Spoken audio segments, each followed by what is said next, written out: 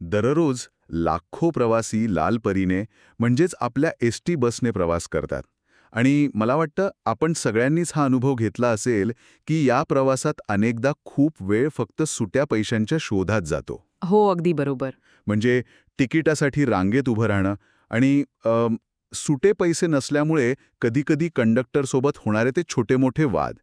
पण आता महाराष्ट्र राज्य मार्ग परिवहन महामंडळाने यावर एक असा तांत्रिक उपाय आणला आहे जो खरं तर फक्त सुट्या पैशांचा प्रश्न सोडवणार नाहीये, हं, तर खऱ्या अर्थाने एसटीच्या प्रवासात एक मोठी डिजिटल क्रांती घडवून आणणार आहे. आणि आजच्या या सखोल विश्लेषणात आपण याच मोठ्या बदलाची चर्चा करणार आहोत. नक्कीच.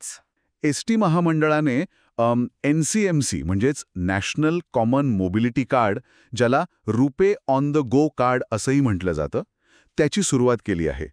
जुन्या पद्धतीची कागदी तिकिटे आणि पासचा काळ आता कसा मागे पडत आहे आणि या नव्या स्मार्ट कार्डचं नेमकं स्वरूप काय आहे हे समजून घेणं अत्यंत महत्त्वाचं आहे. होय ना? हा बदल नेमका कागदावरचा नसून प्रत्यक्ष व्यवहारात कसा उतरतोय? या संपूर्ण बदलाकडे पाहताना यातली सर्वात आकर्षक बाब म्हणजे हे फक्त तिकीट काढण्याचं एक नवीन माध्यम नाहीये. अच्छा. हो, एसटी महामंडळाने मेसर्स इबिक्स टेक्नॉलॉजीज लिमिटेड आणि NSDL पेमेंट्स बँक यांच्याशी करार करून हे जे NCMC कार्ड आणलंय ना, ते संपूर्ण प्रवास व्यवस्थापनात एक अभूतपूर्व पारदर्शकता आणण्यासाठी डिझाईन केलं गेलंय. म्हणजे नुसतं तिकीट नाही तर पूर्ण सिस्टीमच बदलतीये. अगदी बरोबर.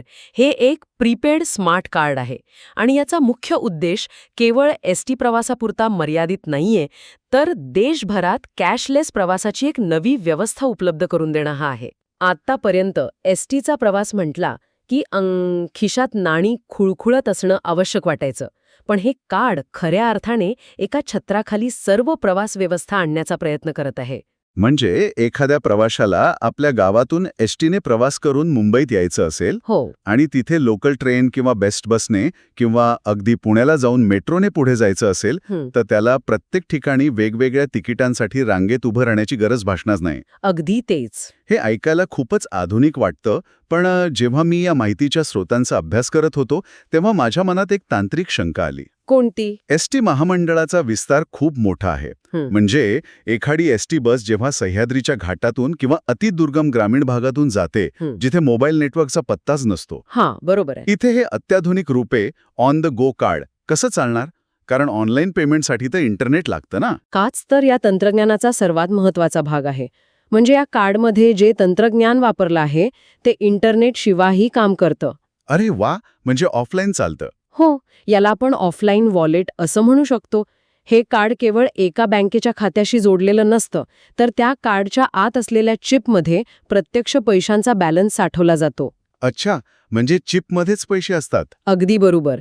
जेव्हा एखादा प्रवासी एसटी कंडक्टरच्या हातातील तिकीट मशीनवर, ज्याला ETIM म्हणतात, त्यावर हे कार्ड टॅप करतो, तेव्हा ते मशीन आणि कार्ड यामधील संपर्क नियर फील्ड कम्युनिकेशन म्हणजेच NFC द्वारे होतो.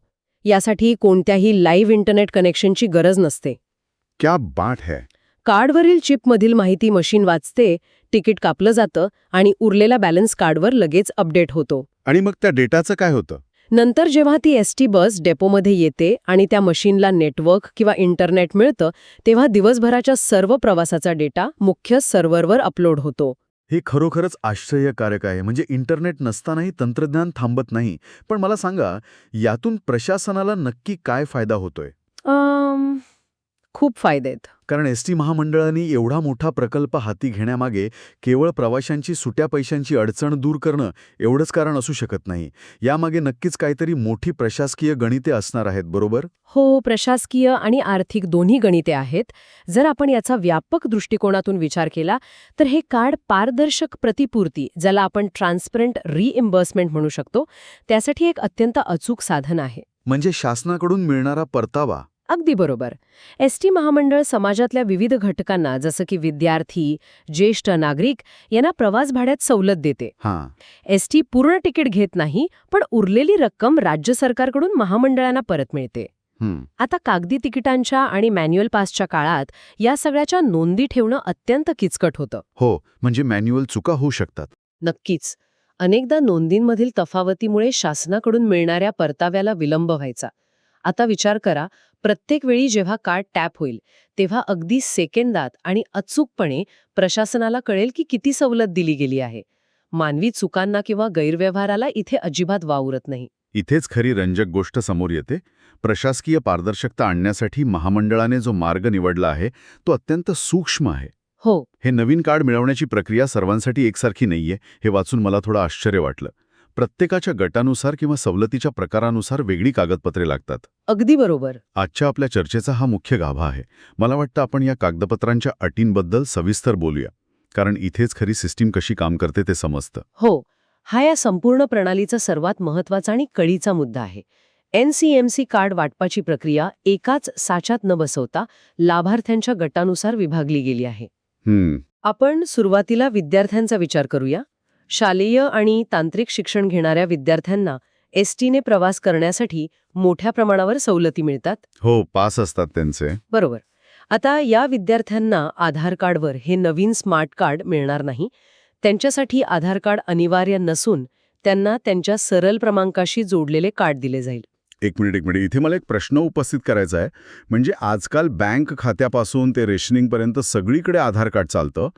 मग विद्यार्थ्यांसाठी सरळ आणि दिव्यांगांसाठी UDID असं वेगवेगळं वर्गीकरण का? एखाद्या मोठ्या सुपरमार्केटमध्ये गेल्यावर प्रत्येकाला त्याच्या वयानुसार किंवा नोकरीनुसार वेगळं ओळखपत्र मागत असल्यासारखं वाटतंय. तुमचा मुद्दा रास्त आहे. हे सगळं एकाच छत्राखाली म्हणजे आधार कार्ड खाली आणणं जास्त सोपं नव्हतं का? वरवर पाहता तसं वाटू शकतं की आधार कार्ड पुरेसं आहे. पण ओळख पटवणे आणि सवलतीसाठी पात्रता सिद्ध करणे या दोन पूर्णपणे वेगळ्या गोष्टी आहेत. अच्छा, कसं काय? आधार कार्ड फक्त हे सिद्ध करतं की संबंधित व्यक्ती भारताची नागरिक आहे आणि तिची ओळख काय आहे. पण ती व्यक्ती खरोखरच एखाद्या शाळेत शिकत आहे का, ती कोणत्या इयत्तेत आहे, हे आधार कार्ड सांगू शकत नाही ना. बरोबर आहे, ते शाळेचं रेकॉर्ड नाही आहे. अगदी बरोबर. सरकारी सवलतींचा मुख्य उद्देश हा असतो की ती सवलत खऱ्या आणि गरजू लाभार्थ्यांपर्यंतच पोहोचावी. विद्यार्थ्यांच्या बाबतीत विचार केला तर एखादा विद्यार्थी दरवर्षी पुढच्या वर्गात जातो, कधी शाळा बदलतो, कधी शिक्षण थांबवतो. त्यामुळे त्यांच्या अद्ययावत शैक्षणिक नोंदी शिक्षण विभागाच्या सरळ प्रणालीवर असतात. जर हे NCMC कार्ड थेट सरळ क्रमांकाशी जोडलं गेलं तर एसटी महामंडळाला खात्री मिळते की सवलत घेणारा प्रवासी खरोखरच आजच्या घडीला विद्यार्थी आहे. म्हणजे हे एखाद्या युनिव्हर्सल अडॅप्टर सारखं आहे. एसटीचं तिकीट मशीन एकच आहे, पण जेव्हा एखादा विद्यार्थी कार्ड टॅप करतो तेव्हा ते मशीन थेट शिक्षण विभागाच्या सरळ डेटाबेसच्या प्लगला जोडलं जातं आणि त्याची पात्रता तपासून पाहतं. अगदी अचूक वर्णन केले. आणि मला वाटतं याच कारणामुळे श्रोत्यांमध्ये असं नमूद केलं आहे की विद्यार्थ्यांसाठी बाहेर कोणत्याही अधिकृत एजंटची सुविधा उपलब्ध नाही. त्यांना त्यांचे कार्ड काढण्यासाठी स्वतः बस डेपोतच किंवा नियंत्रण केंद्रात जावं लागते, जेणेकरून त्यांची शाळेची ओळखपत्रे आणि सरळ क्रमांक योग्यरित्या पडताळून पाहता येईल. हो, ही अतिशय योग्य तुलना आहे. तो डेटाबेस थेट बोलतो. आता याच तर्काने आपण पुढच्या सवलतधारक गटाकडे वळूया. दिव्यांग प्रवाशांसाठी. बरोबर. शारीरिकदृष्ट्या दिव्यांग आणि दृष्टीहीन प्रवाशांसाठी काय नियम आहेत? तर त्यांच्यासाठी वैश्विक ओळखपत्र म्हणजेच UDID क्रमांक अनिवार्य करण्यात आला आहे. म्हणजे पुन्हा तेच कारण? हो, पुन्हा तेच कारण. आधार कार्ड व्यक्तीचं अपंगत्व किंवा त्याचे स्वरूप सिद्ध करू शकत नाही. सामाजिक न्याय विभागाच्या UDID पोर्टलवर दिव्यांगांचा प्रामाणिक आणि वैद्यकीय दृष्ट्या प्रमाणित डेटा असतो. अच्छा. त्या डेटाबेसशी कार्ड लिंक केल्याने खऱ्या लाभार्थ्यांना कोणताही त्रास न होता सवलत मिळते आणि बोगस लाभार्थ्यांना आळा बसतो. ही खरोखरच एक अत्यंत प्रगत यंत्रणा आहे. आता ज्येष्ठ नागरिकांच्या बाबतीत बोलायचे झाले तर त्यांच्यासाठी कोणते दस्तऐवज आवश्यक आहेत? कारण त्यांच्यासाठी वेगळा डेटाबेस नसावा. हो, ज्येष्ठ नागरिक आणि अमृत ज्येष्ठ नागरिक म्हणजेच जे 75 वर्षांवरील आहेत आणि ज्यांना मोफत प्रवासाची सुविधा आहे, या गटातील प्रवाशांना मात्र हे कार्ड मिळवण्यासाठी आधार कार्ड असणे अनिवार्य आहे. इथे आधार कार्ड चालतं तर? हो, इथे आधार कार्ड पुरेसे आहे. कारण ज्येष्ठ नागरिकांची सवलत ही त्यांच्या वयावर आधारित असते आणि वयाचा सर्वात खात्रीलायक न बदलणारा पुरावा म्हणून आधार कार्ड शासनाकडे उपलब्ध आहे. बरोबर आहे. या व्यतिरिक्त ज्या इतर महिला प्रवासी आहेत, ज्यांना महिला सन्मान योजनेअंतर्गत 50% तिकीट सवलत मिळते, त्यांच्यासाठी आधार कार्ड देणे आवश्यक आहे. तर या सगळ्याचा नेमका अर्थ काय? ही केवळ प्रवाशांची ओळख पटवण्याची पद्धत नाही, तर ती व्यक्ती, त्या विशिष्ट सवलतीसाठी पात्र आहे की नाही हे थेट सरकारी दप्तरातून तपासून पाहण्याची एक अत्यंत सूक्ष्म आणि सुरक्षित साखळी आहे. अगदी बरोबर. पण यातून एक नवीन प्रश्न उभा राहतो, तो म्हणजे खर्चाचा. प्रवाशांच्या खिशावर या नवीन प्रणालीचा काय परिणाम होईल?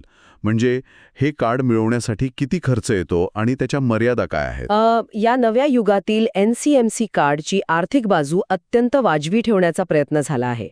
एका नवीन कार्डची किंमत 199 रुपये GST सह निश्चित करण्यात आली आहे. ओके, 199. पण जे प्रवासी आधीपासूनच STचे नियमित प्रवासी आहेत आणि ज्यांच्याकडे जुने स्मार्ट कार्ड आहे, त्यांच्यासाठी एक दिलासा देणारी तरतूद आहे. जर जुने स्मार्ट कार्ड जमा केले तर हे नवीन रुपे कार्ड केवळ 149 रुपयांत उपलब्ध होते. म्हणजे जुन्या कार्डाची एक प्रकारे एक्सचेंज ऑफर असल्यासारखंच आहे हे. हो, तसंच काहीसं. आणि हे कार्ड एकदा घेतलं की त्यात पैसे भरण्याची म्हणजे टॉपअप करण्याची प्रक्रिया कशी आहे? या कार्डासाठी किमान 100 रुपये वॉलेट बॅलन्स आवश्यक ठेवण्यात आला आहे. म्हणजे सुरुवातीला कमीत कमी 100 रुपयांचा टॉपअप करावा लागतो. अच्छा. आणि त्यानंतर जेव्हा कार्ड रिचार्ज करायचे असेल तेव्हा ते 50 रुपयांच्या पटीत करावे लागते. उदाहरणादाखल सांगायचे तर 50, 100, 150 याप्रमाणे कितीही रकमेचा रिचार्ज करता येऊ शकतो. पण आता बघा, डिजिटल व्यवहार म्हटलं की आजकाल लोकांना स्मार्टफोन आणि UPI लगेच आठवतं. हो ना? पण महाराष्ट्रातील मोठा ग्रामीण भाग असा आहे जिथे प्रत्येक प्रवाशाकडे स्मार्टफोन असेलच असं नाही. त्यांच्यासाठी रिचार्ज करण्याची प्रक्रिया किती सुलभ आहे. मी माहितीत पाहिलं की हे कार्ड ऑनलाईन बँकिंग किंवा फोनपे, गुगल पेद्वारे रिचार्ज करता येतं. पण ज्यांच्याकडे स्मार्टफोन नाही त्या प्रवाशांनी काय करायचं? महामंडळाने तळागाळातील प्रवाशांचा विचार करूनच ही प्रणाली विकसित केली आहे. स्मार्टफोन नसलेल्या प्रवाशांसाठी सर्वात सोपा आणि थेट पर्याय म्हणजे प्रत्यक्ष बसमध्ये प्रवास करताना कंडक्टरकडे असलेल्या तिकीट मशीनद्वारे रोख रक्कम देऊन कार्ड रिचार्ज करता येते. अरे वाह! म्हणजे कंडक्टरकडे पैसे दिले की तो रिचार्ज करून देणार. हो, अगदी तसंच. याशिवाय ST बसस्थानकांवर आणि नियुक्त केलेल्या अधिकृत एजंट्सकडूनही कार्ड रिचार्ज करण्याची सुविधा उपलब्ध करून देण्यात आली आहे. त्यामुळे डिजिटल साक्षरतेचा अभाव ही या कार्डच्या वापरामध्ये अडचण ठरणार नाही. हे खूपच सोयीचं आहे. आता आपण वितरण प्रक्रियेकडे येऊया. कारण एवढ्या मोठ्या राज्यात कोट्यावधी प्रवाशांपर्यंत हे कार्ड पोहोचवणं हे एखाद्या भल्या मोठ्या मोहिमेसारखं आहे. हो, नक्कीच. आज एखाद्या प्रवाशाने डेपोमध्ये जाऊन नोंदणी केली तर त्याला लगेच कार्ड हातात मिळतं का? नाही, इथे थोडा संयम बाळगण्याची गरज आहे. कागदपत्रे देऊन नोंदणी केल्यानंतर कार्ड त्वरित मिळत नाही. परिवहन महामंडळाच्या नोंदणी अधिकारी स्तरावरून ही प्रक्रिया पूर्ण झाल्यावर 1 महिन्याच्या आत हे NCMC कार्ड भारतीय डाक सेवेमार्फत थेट प्रवाशाच्या राहत्या पत्त्यावर पाठवले जाते. अच्छा, म्हणजे पोस्टाने घरी येतं. हो, भारतीय डाकेचे जाळे देशभरात असल्यामुळे कार्ड सुरक्षितपणे घरपोच पोहोचते. आणि समजा एखाद्याला पोस्टाने कार्ड नको असेल तर ज्या ST डेपोमध्ये नोंदणी केली आहे तिथे जाऊनही कार्ड गोळा करण्याचा पर्याय उपलब्ध आहे. भारतीय डाकेचा वापर करणं ही खूपच कल्पक आणि व्यावहारिक गोष्ट आहे. पण तरीही मला वाटतं की ग्रामीण भागात राहणाऱ्या ज्येष्ठ नागरिकांना किंवा महिलांना केवळ नोंदणी करण्यासाठी तालुक्याच्या ठिकाणी किंवा मोठ्या डेपोमध्ये येणं कठीण जाऊ शकतं. बरोबर. ST महामंडळाने या लॉजिस्टिक आव्हानावर काही उपाय शोधला आहे का? होय. याच आव्हानावर मात करण्यासाठी महामंडळाने राज्यभरात 3000हून अधिक अधिकृत एजंट नेमले आहेत. 3000? बापरे! थेट गावात किंवा स्थानिक पातळीवर उपलब्ध असतील. त्यांच्या माध्यमातून नोंदणीची प्रक्रिया पार पडेल. म्हणजे घर बसल्या किंवा गावातल्या गावात काम होईल. अगदी बरोबर. विद्यार्थ्यांचा अपवाद वगळता, कारण मगाशी म्हटल्याप्रमाणे त्यांना डेपोतच जावे लागते. इतर सवलतधारक प्रवाशांसाठी ही एक अत्यंत सोयीची व्यवस्था आहे. यातून महामंडळाचा दृष्टिकोन स्पष्ट होतो की तंत्रज्ञान आणण्यासोबतच ते लोकांपर्यंत पोहोचवण्यासाठी मानवी साखळीचाही वापर केला जात आहे. या सगळ्या प्रक्रियेचा आवाका पाहता या योजनेची सुरुवातही तितक्याच मोठ्या स्तरावर झाली असणाऱ्यात शंका नाही. आपल्या स्रोतांमध्ये दिलेल्या माहितीनुसार या रुपे ऑन द गो कार्डचा आणि या नव्या प्रणालीचा एक मोठा लोकार्पण सोहळा नुकताच पार पडला. मुख्यमंत्री देवेंद्र फडणवीस यांच्या हस्ते आणि उपमुख्यमंत्री एकनाथ शिंदे, सुनेत्रा पवार तसेच परिवहन मंत्री प्रताप सरनाईक यांच्या उपस्थितीत या योजनेचा शुभारंभ करण्यात आला. एका अर्थाने सार्वजनिक परिवहन व्यवस्थेत डिजिटल क्रांती घडवून आणण्याच्या दिशेने राज्य शासनाचे हे एक मोठं पाऊल आहे, ज्याची सुरुवात या प्रातिनिधिक वाटपातून झाली. या औपचारिक शुभारंभाच्या वृत्तासोबतच या स्रोतांमध्ये एक अत्यंत संवेदनशील आणि महत्त्वाचा पैलू दडलेला आहे. कोणता? आपण आत्तापर्यंत फक्त प्रवाशांच्या सवलती आणि तंत्रज्ञानाबद्दल बोलत होतो, पण या महामंडळाचा गाडा जे कर्मचारी रात्रंदिवस चालवतात त्या माजी कर्मचाऱ्यांकडे प्रशासन कसे पाहते हे एका नव्या नियमातून स्पष्ट होते. एसटीने केवळ व्यावसायिक विचार न करता आपल्या कर्मचाऱ्यांच्या सामाजिक सुरक्षितेचाही विचार केला आहे. म्हणजे सेवानिवृत्त कर्मचाऱ्यांसाठीही या डिजिटल प्लॅटफॉर्मवर काही जागा निर्माण केली आहे का? नक्कीच. एप्रिल 2026 पासून एक नवा नियम लागू होत आहे. सेवानिवृत्त एसटी कर्मचारी तसेच जे कर्मचारी अपघातग्रस्त झाले आहेत किंवा ज्यांचे निधन झाले आहे त्यांच्या पत्नी किंवा पती यांना महामंडळातर्फे मोफत प्रवास पास दिला जातो. आता या सर्व पासधारकांना पूर्ण वर्षभर मोफत प्रवास पास सुविधेचा लाभ घेण्यासाठी हे NCMC कार्ड असणं अनिवार्य करण्यात आले आहे. अच्छा. या सवलतीचा लाभ घेण्यासाठी त्यांना प्रवासासाठी केवळ नाममात्र फरकाची रक्कम भरावी लागेल आणि ते एसटीच्या विविध प्रकारच्या बससेवांमधून वर्षभर प्रवास करू शकतील.